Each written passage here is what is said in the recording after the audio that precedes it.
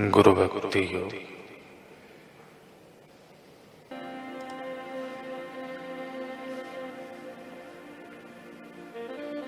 गुरु के वचन में और ईश्वर में श्रद्धा रखना, यह सत्वगुण की निशानी है।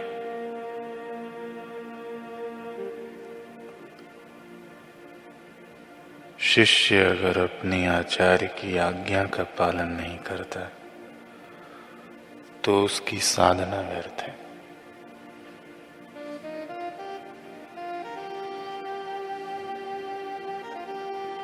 गुरु पृथ्वी पर के साक्षात ईश्वर हैं, सच्चे मित्र एवं विश्वास पात्र बंधु हैं। हे भगवान, हे भगवान, मैं आपके आश्रय में आया हूँ, मुझ पर दया करो, मुझे जन्म मृत्यु के सागर से उबारो।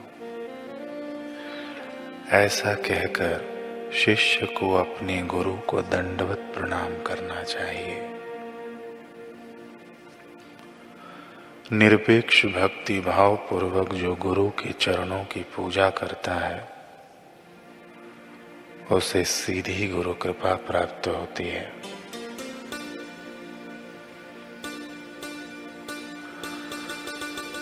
आचार्य से प्राप्त की हुई तथा सेवा से तीक्ष्ण बनी हुई ज्ञान रूप तलवार एवं ध्यान की सहायता से शिष्य मन, वचन, प्राण और देह के अहंकार को काट देता है तथा सब राग द्वेष से मुक्त होकर इस संसार में स्वेच्छा पूर्वक विहार करता है। तीव्र गुरु भक्ति के शक्तिशाली शस्त्र से मन को दूषित करने वाली आसक्ति को मूल सहित काट दिया जाए तब तक विषयों का संग त्याग देना चाहिए।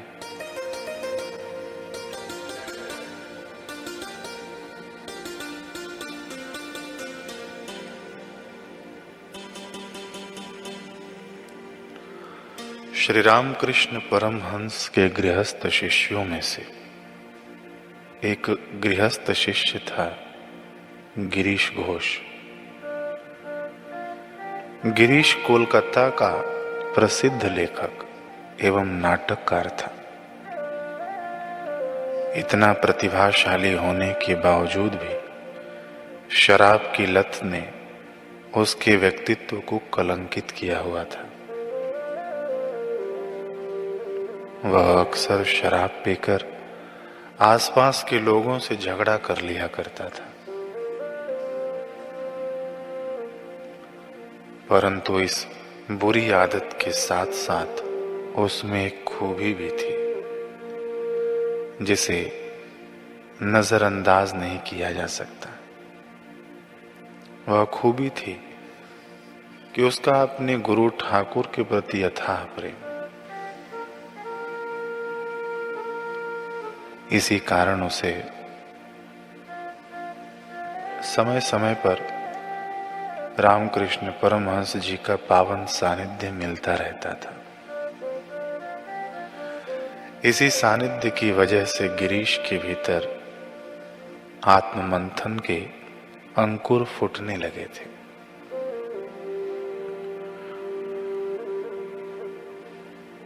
गिरीश को अपनी कमजोरियों व बुराइयों का बोध होने लगा था। गिरीश अब समझने लगा था कि वह नशे के शिकंजे में बुरी तरह फंसा हुआ है। धीरे धीरे समय के साथ उसमें यह भाव और गहराने लगा।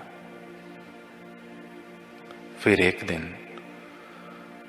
गिरीश आत्मग्लानि से इतना भर गया कि अश्रुपूरित आंखें लिए श्री रामकृष्ण परमहंस जी के समक्ष पहुंचा। गुरुदेव के श्री चरणों में झुकते ही उसके नयन छलक गए। वह अपनी मायूसी को शब्दों की ओढ़नी उड़ाते हुए बोला, ठाकुर, क्या मेरा आपके सानिध्य में बैठना अपराध है? ठाकुर ने प्रेम पूर्वक कहा, नहीं गिरीश, तुम्हें ऐसा किसने कह दिया? गिरीश ने आगे पूछा, ठाकुर, क्या मेरा आपके चरणों में मस्तक रखना भी अपराध है? नहीं गिरीश। उनके ऐसा कहते ही न जाने गिरीश को क्या हुआ, वह ठाकुर की गोद में सिर रखकर खूब रोया। उसकी आंखों से अनवरत आंसू बह रहे थे। फिर कुछ क्षणों के बाद वह सुबकते हुए बोला, मुझे पता है ठाकुर, मैं अवगुणों का पुतला हूं, पर अब और अधिक इनके हाथों की कठपुतली बनकर नहीं रहना चाहता। सुथरी जिंदगी जीना चाहता हूं। अनुकंपा कर आप मुझे इन बुरी लतों के चंगुल से बचा लीजिए। मैं जानता हूं ठाकुर, मुझे आपसे यह मांगने का कोई अधिकार नहीं है, पर आपका विराट प्रेम देखकर मैं साहस कर रहा हूं। आप मुझे ब्रह्म ज्ञान की दीक्षा प्रदान करें, परम ज्ञान का वरदान प्रदान करें। ठाकुर तो जैसे इन्हीं क्षणों के इंतजार में थे, कब गिरीश समर्पण करे और वे अपनी सबसे अमूल्य सौगात उस पर वार दें। उन्होंने प्रेम से गिरीश का सिर सहलाया और दीक्षा हेतु अगले दिन आने के लिए कहा। अब अगले दिन गिरीश को दीक्षा मिल गई। ठाकुर ने उस पर अपने संप्रेक्षण शक्ति प्रदान की, शक्तिपात किया।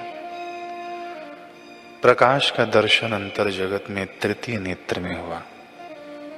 आज तक जो अशुद्ध मदिरा ही उसे सुख देती थी, आज तक तो अशुद्ध मदिरा ही उसे सुख देती थी, पर आज अपने पावन पवित्र वास्तविक स्वरूप का स्वाद उसमें आनंद भर रहा था।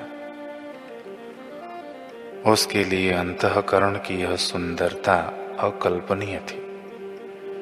पहली बार उसे सांसारिक नशे से मिलने वाले उछाव के छिछलेपन का एहसास हुआ। गिरीश को आभास हुआ कि भीतर के दिव्य नशे की कोई तुलना नहीं है। अब वह इसी आनंद में डूबा रहना चाहता था। वह ठाकुर के चरणों में दंडवत लेट गया। आभार व्यक्त करने के लिए शब्द कहां से लाए, बस नेत्रों से भावाश्रु बरस पड़े। किंतु अब श्री रामकृष्ण परमहंस बोले, गिरीश, आज मुझे तुझसे एक वचन चाहिए। दीक्षा लिया है तो दक्षिणा तो देना पड़ेगा ना, देगा क्या? जी ठाकुर, जरूर, कहिए ना, गिरीश ने पूरी तत्परता से कहा। ठाकुर ने कहा, अब से तू जो भी खाएगा या पिएगा उसे पहले मुझे अर्पित करेगा, मेरा सुमिरन करके ही मुख में डालेगा। समझ गया ना?